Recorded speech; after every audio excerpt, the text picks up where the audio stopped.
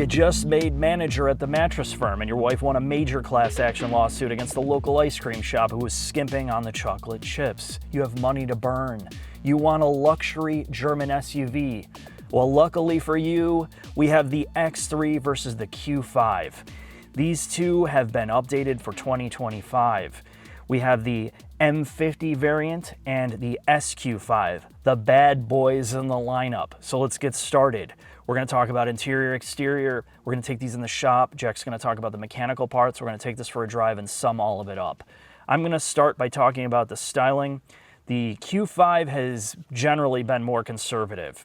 And when you look around this whole vehicle, there's been some subtle updates. The front end definitely looks like this giant slab of plastic across the whole grille, but otherwise it is far less try-hard than the BMW X3 of this generation.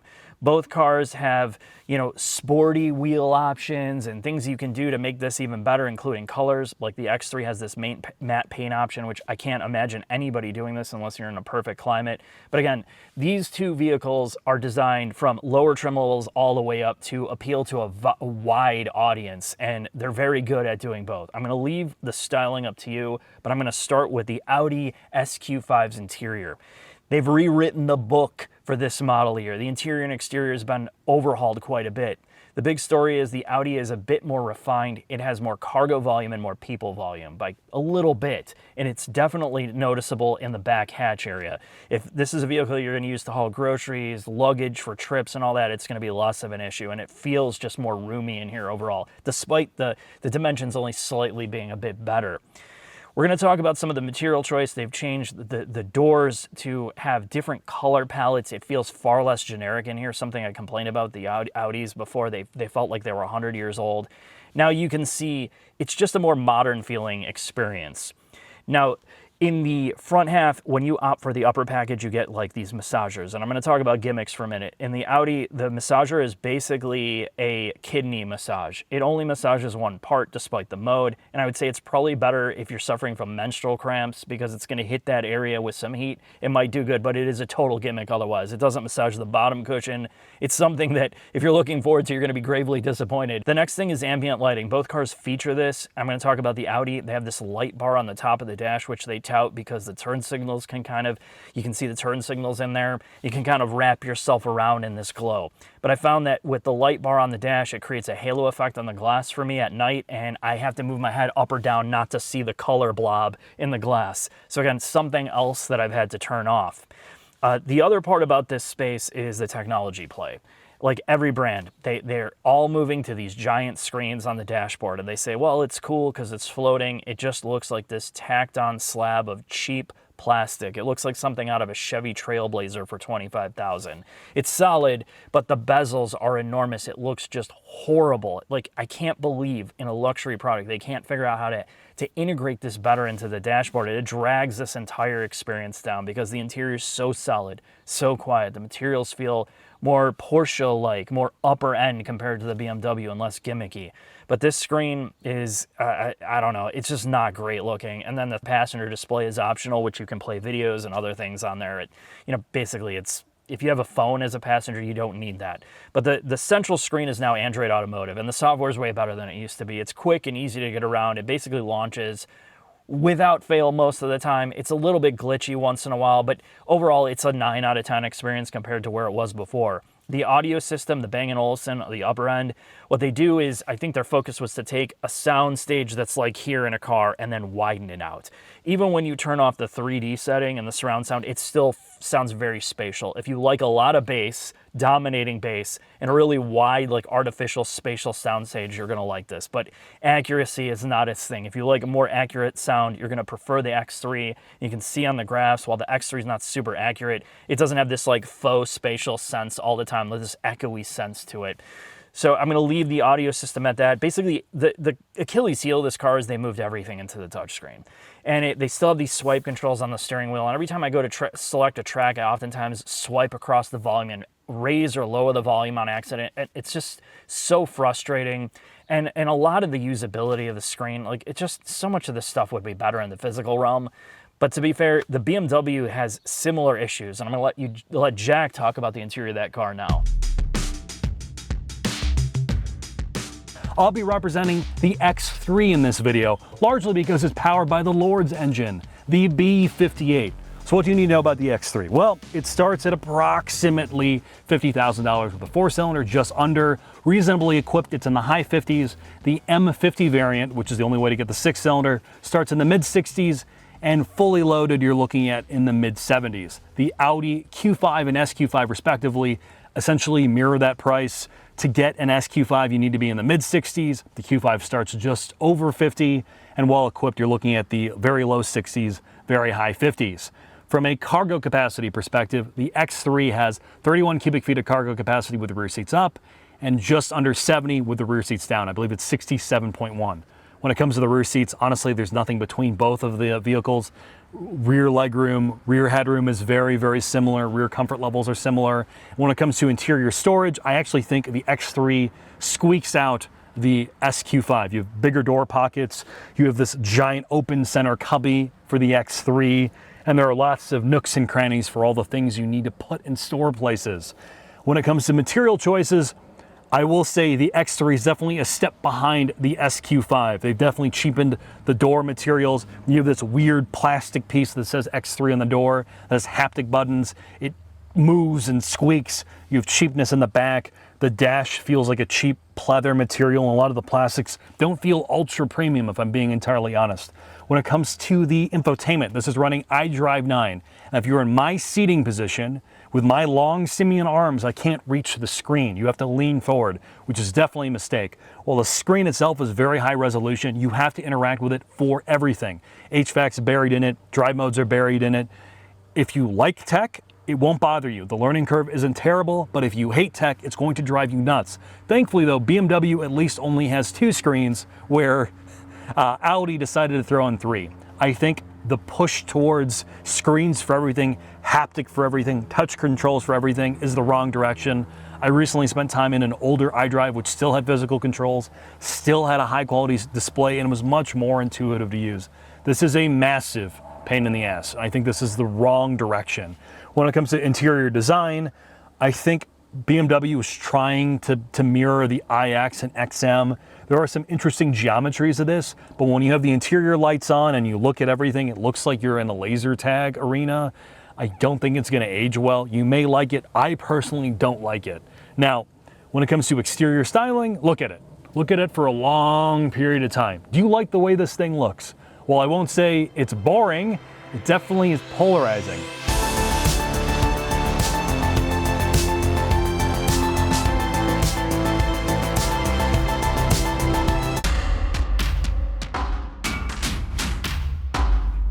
In the shop with the 2025 BMW X3. The version we're under is the M50. For those that care, this is the G45 generation of BMW X3. Mark has already done an extensive video on the X3, so I'm gonna do my best to keep this short.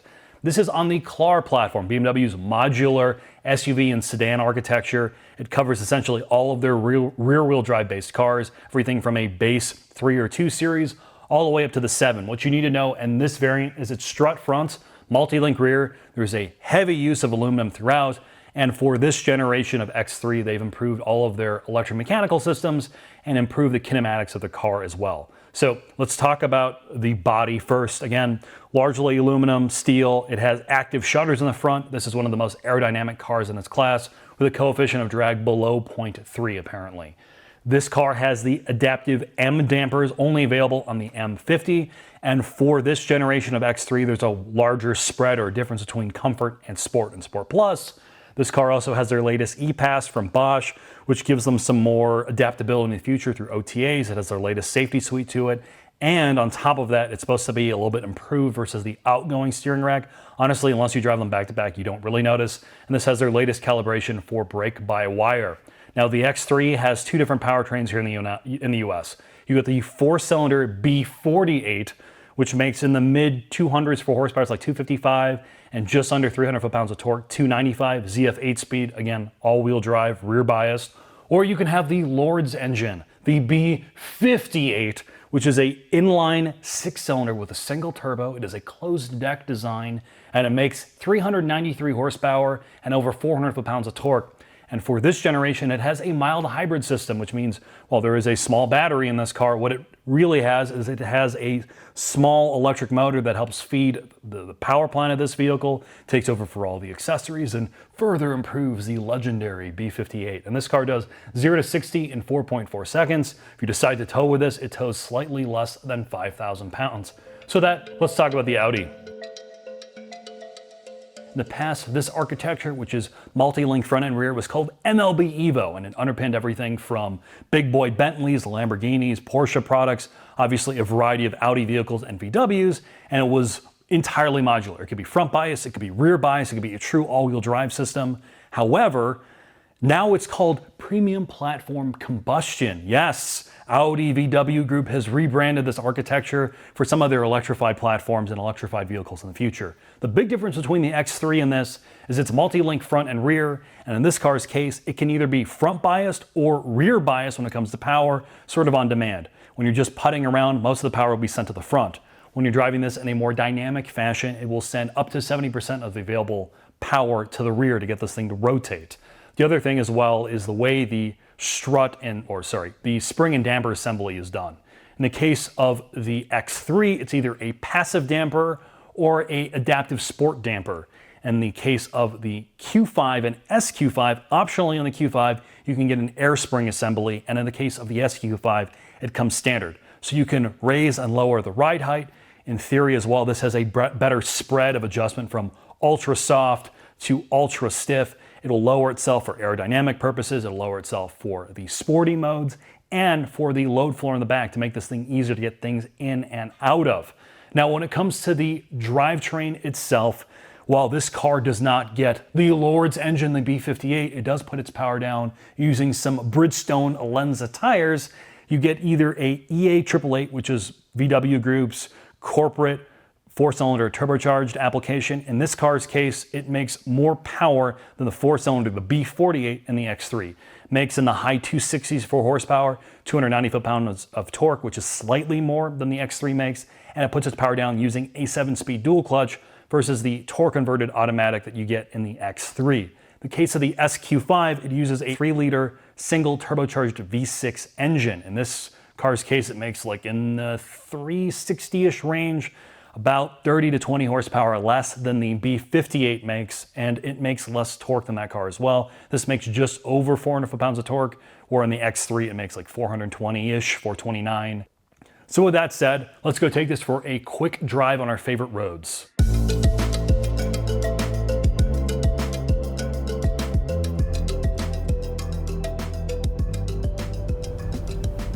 Ready for a man's car? Ready. Just got a promotion at the mattress firm. Whoa! So violent.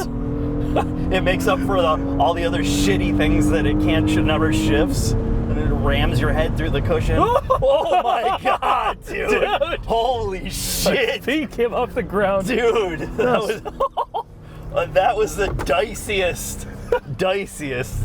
Thing was moving. All right, now the excitement's over, because the rest of this conversation is going to revolve around I drove this a lot. Yeah, you and I both drove our cars all the way to Michigan and back. Yeah, so we got 1,000 miles on the highway. Let's start with the high level stuff.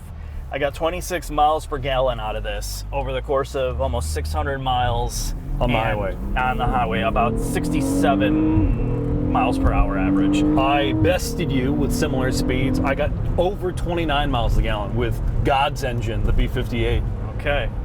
See, I'm disappointed because even with the Bridgestone Alenzas on this bad boy, my BMW vanquished you in efficiency. It did, but nobody cares about efficiency because once you have the promotion like this, you're not worried about fuel economy. You're worried about two things. What? What is it like to live with? And this is where this car became it had two definitive characters. On the highway, this thing is incredible. The air ride option, even if you didn't get the air ride option, because I'm in an Audi without it right now, it's just steel springs. This company, other than Porsche, does vehicle dynamics and ride quality pretty much the best out there in their like entry-level luxury cars. Mm-hmm. It's tremendous. Everything disappears into the background. The body structure feels far more solid than the BMW. It's quieter at higher at speeds. least a couple dB quieter. It is noticeably. And it actually stays quiet above 100 plus miles an hour. Not that you would ever drive that. No, I mean, literally, like, it's the way the audio system's tuned, the way that the isolation is from the acoustic laminated glass body structure. Like, over 100, you don't even notice it. Like, most cars, once you get to those speeds, the wind noise defeats the audio system, and you can tell this car is just smooth sailing. Mm-hmm. That's what I loved about it. And if all you do is highway miles, you're going to choose this and be far happier until you do this. Let's go to balanced. Or let's go to comfort, because that's where most people are going to live. Engine shuts off. Now, I want to get out real quick, right? It takes like 3 years for this to get off the line. And there's times... Numerous times at lights, at stop signs where... Dude, it is the trans calibration and the start-stop calibration on this is broken. Yeah. There's no way, as a drivetrain or vehicle dynamics person, that I would let this thing out the door. Like, I'm sitting at a stop sign oftentimes, it kills the engine, and I hit the throttle and the car's rolling backwards before it starts, and it's like, it feels like the engine is literally off for 2 to 3 seconds. It is the most borked setup I felt, except like the BMW 1 and 2 series. Their front wheel drive cars had similar issues to this, but this is worse. So character wise, the only way to get out of that is to keep this out of comfort mode, turn off start stop, which definitely does help, and drive it exclusively on the highway. Once you're in town, I couldn't stand this, and I wanted to be back in the BMW. But on a back road, right, this is why we use this road, other than the fact that it's the only place with turns in all of Illinois. Yeah, true. Is the pavement is horrible. Yes. Well, and you don't notice it. Well, it used to be horrible. They fixed it for you. Maniac. My business meeting. That was off-road. I went to off-road mode for that corner. But honestly, there's just a good enough dynamics in this car to whip you around, to have a good time. Once you're in the power, like in the power band, if I just put this in comfort mode, I was playing around with this the other day. If you're kind of like going in quarter throttle, I mean, it's got some serious thrust. It's smooth, but the trans logic, the transmission shifting logic, the smoothness of the drivetrain, it cannot touch the BMW, Jack. And I think this is a good time. I want you to take me for a spin. Let's experience the Lord's power plant, Mark.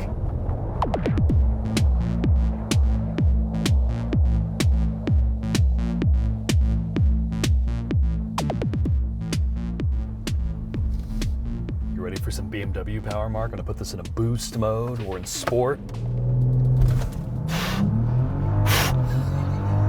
Oh, the B58. There you go, Mark. Oh. Speed and efficiency. Oh, the B58. Oh, shit. Oh. Oh. Well, it's more stable over the jump. Way more stable over that jump. We didn't go into orbit. What this car does better than the SQ5 is in the drivetrain department. Jokes aside, it is far smoother. We're about to come up to a stop sign where there's a rogue who'll probably back into us. I put us into MPC mode, known as personal mode, and look at that. The stop start is kicked in, the drivetrain is essentially off, and eventually when this Nissan goes, in my lifetime hopefully, oh look, it just kicked right back on immediately. It's smooth. And it's smooth. The whole car didn't shake like you were stalling out. And it just come to a stop, and when I want to eke out like this, I can. See? No weird delays, it just pulls away. The drivetrain calibration for this is light years ahead. Despite this being a torque converted automatic versus a dual clutch, I think the shifts are smoother and honestly faster than what you get in the SQ5, and there's no weirdness with the gearbox ever. Yes, when you go into sport, the shifts are artificially firm, just to like, just to make sure that you get bobbed by it. But I mean, I think that's what this car does well. What it doesn't do so well is isolate you from the road, which is sort of a double-edged sword, honestly. Well, it has the reverse problem of the Audi. Yes. You know, like, it's hilarious that they have the total opposite issues with drivability, where it's still good on the highway, but it's nowhere near as composed and refined, and the suspension is far more rough. Like, when you need it to be soft, this car is not soft enough. And it's like, if you just Audi licensed the drivetrain from this car and put in the Audi, or sorry, from the BMW, it would be the Audi would be the perfect vehicle. But this is also has the benefit, because of the suspension, it's far more engaging to drive. No, this just feels like a really, really tall sports sedan, without obviously the feel and the dynamic capability of a sports sedan, but it's still like somewhat engaging to drive. It doesn't feel like I just want to go to sleep like I do in the Audi. Yeah, no, this is a much better driving car if you're driving flat out at the limit. If this is like a vehicle you're taking on the canyons and not on the highway, you're gonna enjoy the responsiveness, the brakes, the hyper fast steering, the rotation that you get from the rear. It's definitely more fun to drive. Oh, and the car, I mean, it keeps you safe. It'll kick in. It'll it'll grab the inside brake to make sure you don't roll off the road. Yeah. It does the lost in space, danger, Will Robinson. I'm gonna like come in and save you. My little roboticness in the car. Yeah. I mean, really depends on what you want. Like you and I think I have become the old man that I hated, and now in my SUV thing, I just wanted to be quiet. I want to get a massage, which I can't get in this thing. That's what the Audi does better. But if you like actually driving your SUV to some level of the limit, this is vastly superior from a dynamics perspective, other than ride.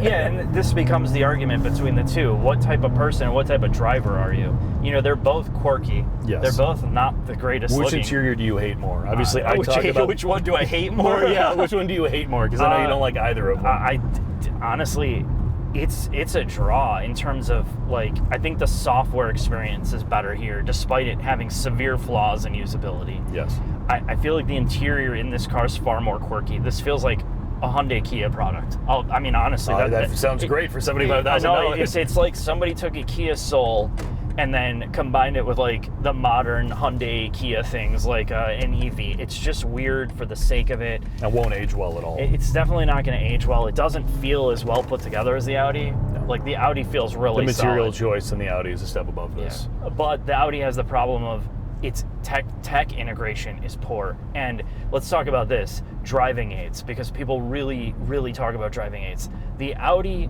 lane keep assist is one of the most infuriating pieces of software that I've driven. It's not that it doesn't work per se, but its lane centering is so oppressive that when I'm on the highway, like, okay, you're on the highway and you're next to a semi and I'm in the left lane, I'm not gonna ride in the center or to the right. I'm gonna drift the car more to the left to give them room, right? Yeah. It will not allow you to do that. It's like, it's constantly interfering. I had to turn off all the safety stuff because it's either alerting me that I'm too close, or panic beeping all the time, or pogoing me and ponging me in between the lane all the time. And the adaptive cruise control is not smooth. It just like grabs the brakes when it needs to. I never trusted it. It was very abrupt, and this is where the BMW, if you need the safety suite to work, the traffic jam assist in this. So sub 45 miles an hour, it'll let you do basically hands-free driving if you're on the highway and in a traffic jam. Yeah. And of course, I left after you did to Michigan, so I hit rush hour and I used it the whole way up. Yeah. And it was incredible. And that's something BMW, their software is definitely calibrated better. So again, there's pros and cons to both these cars, Jack. So drivetrain in this is better than in the Audi. It rides worse. It is less compliant, but it handles better at the limit. Better interior technology, worse interior materials. Yeah, yeah, that's pretty much it. Now the question is, who wins? Well, Mark, that's what the final thoughts are for.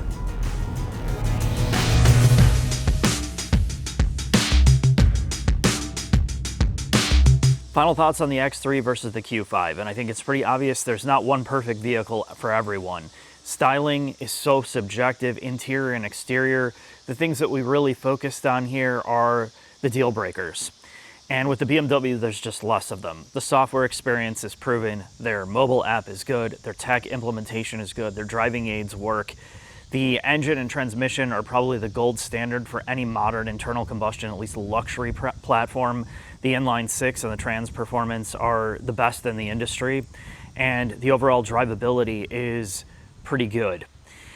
Where it suffers, of course, is it doesn't have the ride refinement, the chassis isolation, the suspension architecture of the Audi. And the Audi's best thing about it is going down the highway is on another level. It is so refined. It takes care of every pavement type. It is a very quiet experience, even into triple digit speeds.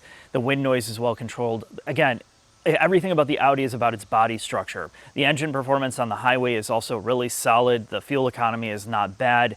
But where that car loses out to the BMW is its tech implementation. Despite its Android Automotive functioning well, it's the way that they've integrated the tech into the car itself. Throwing this massive screen on looks super generic. It looks cheap. It doesn't look good. It's not going to age well.